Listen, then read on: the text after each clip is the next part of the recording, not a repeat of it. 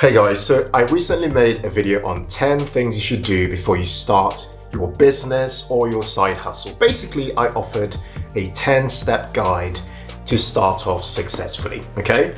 Honestly, that video has been so popular. I've been getting comments about it still, even though I made that video over a year ago.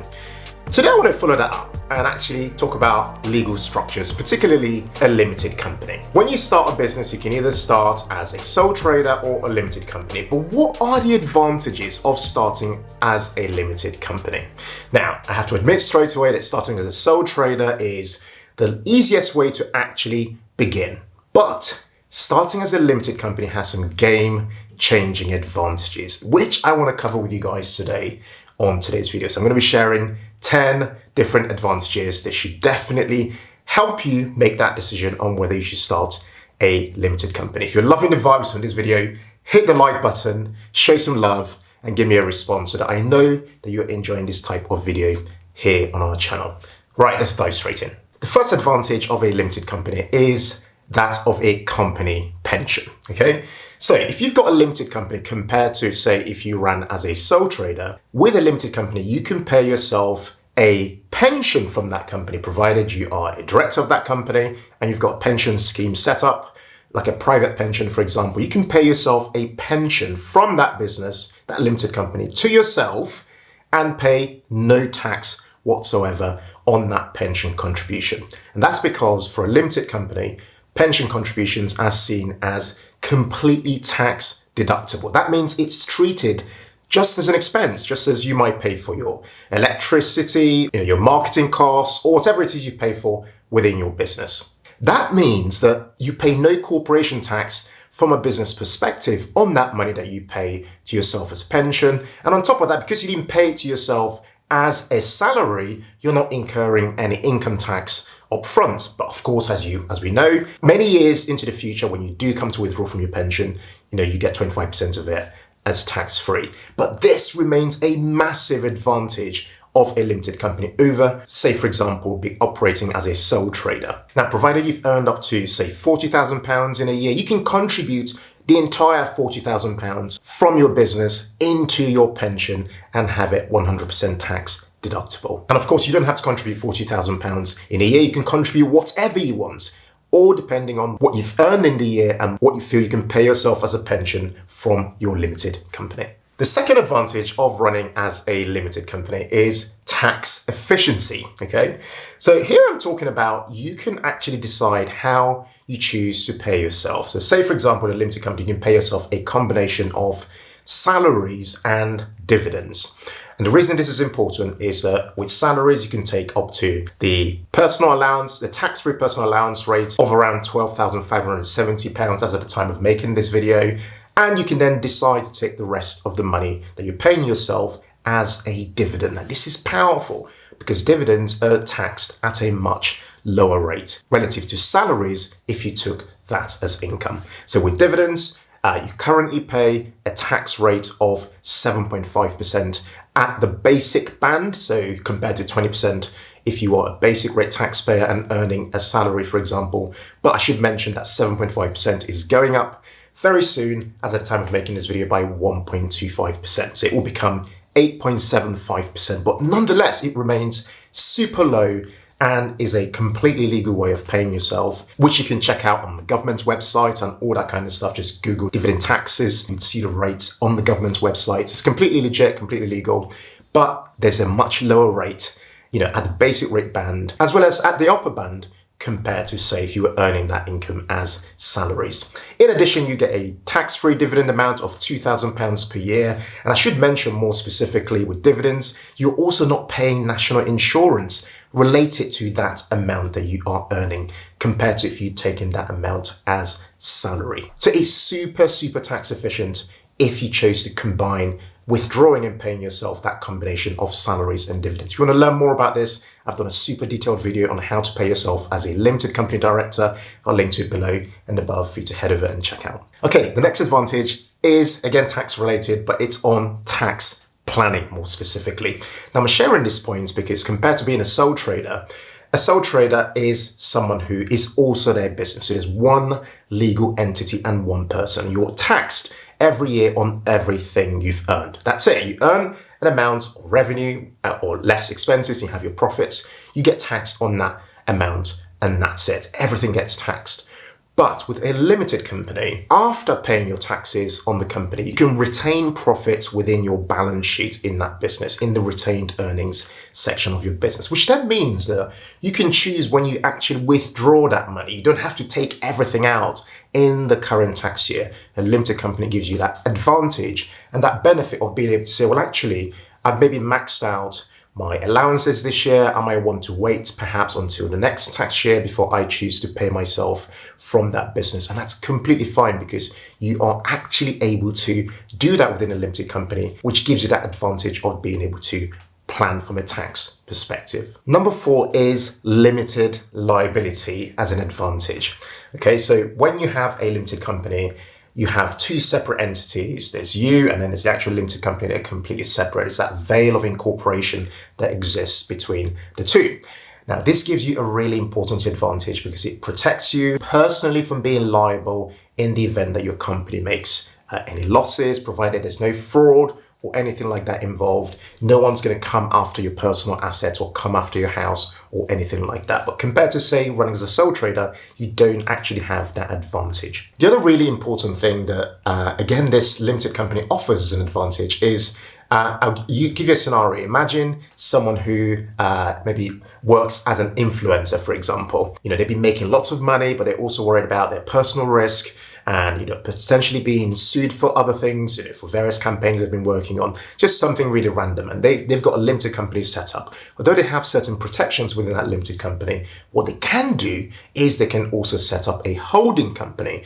And what that holding company does is that it can act as a vehicle for them to start to invest some of that money in their limited company into other assets as a way to reduce their risk. In effect, creates a loan agreement between this company and that company, and the money moves to their holding company, and this is all completely legal, by the way. Money moves to their holding company, and their holding company can then be used to operate as a property investment company and can use it to purchase property and that sort of stuff, thereby reducing the overall risk that that particular individual faces. I'm sharing that because it's something you might not be aware of. You can feel free to ask your accountant who can share more information about this for you. But overall, the point here is that that limited liability advantage of a limited company is super powerful because it helps you to reduce your overall personal risk. Okay, the 5th advantage is that of funding. Now, raising money, getting loans, that sort of stuff can be pretty difficult if you are an individual, but if you've got a limited company, because you've got that separate legal entity, it's a lot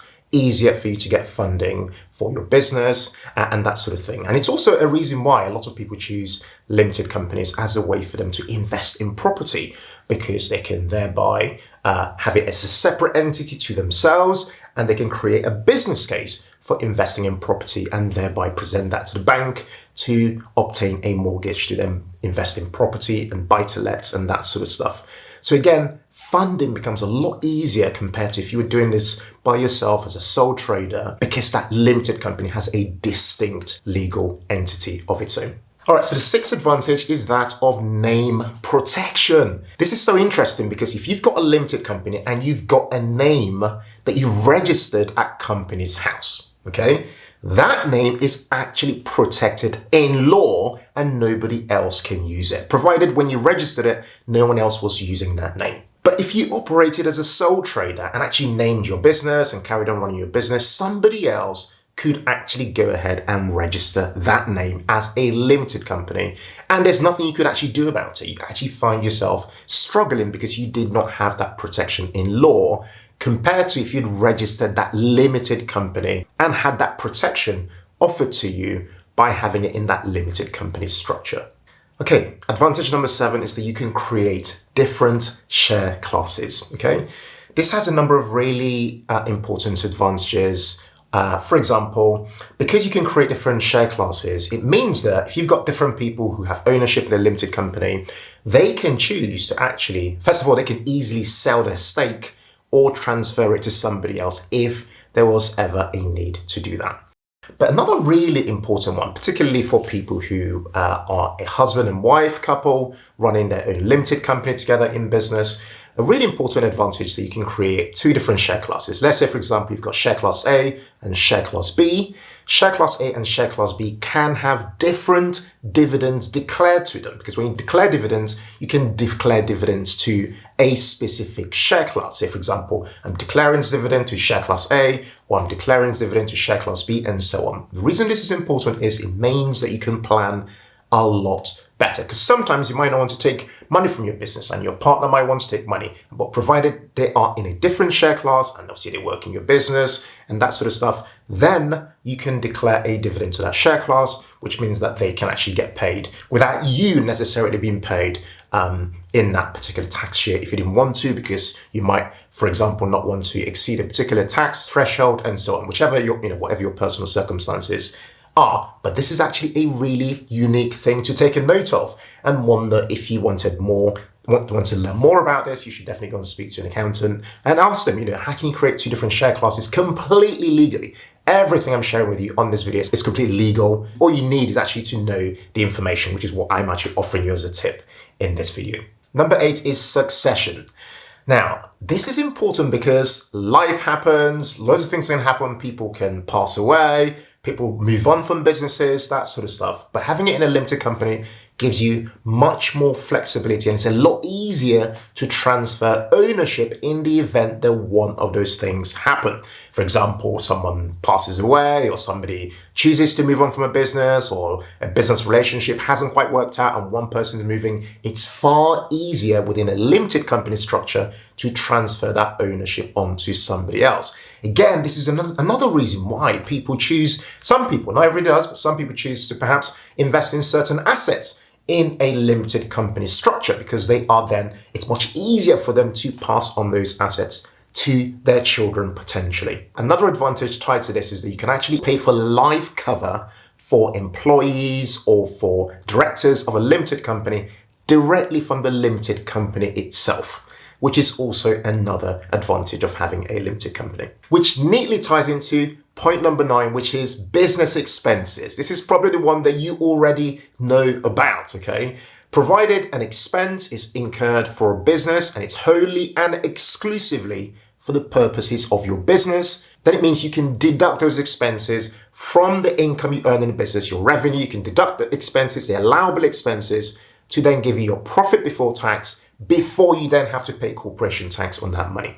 This is so important because it means you're in effect giving yourself a refund when you incur business expenses. We recently made a video on the complete guide to tax for side hustles and that sort of stuff here in the UK. If you are somebody who wanted to learn more about that, I went into so much detail in this video that you should definitely go and check it out. I'm going to link to it below and above for you to go and check it out. But more specifically, the reason I mentioned that video is because in that video, I share examples of the allowable expenses that you can deduct from your income as a limited company to therefore have a reduced profit before tax, which then gets subject to corporation tax and so on. Again, everything I mentioned on this video is completely legal. I'm not here to cut corners or anything like that. I'm here to share with you what's completely legal. You can find on the government's website, but I'm here to help you actually operate in a savvy way to make sure that you're running your business properly and you're getting the best outcome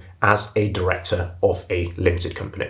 All right, number 10 is credibility. And make sure you hang around because I'm going to be sharing a bonus advantage in a minute. Number 10 is credibility. And you get so much more credibility if you ran a limited company compared to if you just ran the business as a sole trader. Nothing wrong with running as a sole trader, but I can tell you for sure there's far more credibility that comes with running a limited company. It even goes up a notch when you run a limited company and you are registered for VAT, which you can do voluntarily. There you've got then a proper business. You have so much more credibility compared, like I said, to the situation where you are running as a sole trader. And by credibility, I'm talking in the eyes of, other stakeholders like banks, lenders, potential shareholders, customers even. People take you so much more seriously because they can see it as that legal entity in operation as a limited company. And final bonus tip is that you can use a limited company as a first-time buyer to buy property and still retain your first-time buyer status, okay? Now, it took me a while to figure this one out, and I had to do some research and ask some people who, help people to get mortgages and that sort of stuff. In fact, somebody in our academy, at Financial Joy Academy, confirmed this to me because she runs a mortgage business. And she said to me, she's done these mortgages for first-time buyers who have chosen to buy their properties using a limited company, but still retained their first-time buyer status for when they go to buy their own residential property. I bring this up because many people, because we've made property videos, many people have asked this question, and I wasn't sure. I thought there's absolutely no way that could be possible.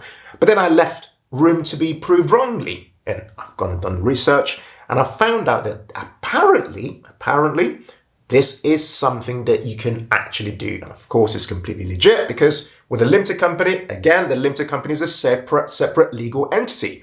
And when a bank gives a mortgage to that limited company, they are lending that money to that business, because that's what a limited company essentially is there to host or to hold. They're lending money to that business, and that money, that mortgage can then be used as part of your purchasing of a buy-to-let property, if that's the sort of stuff you are interested in doing on this stage of your wealth building journey. Guys, I really hope you've enjoyed today's video on these 10 advantages for setting up a limited company.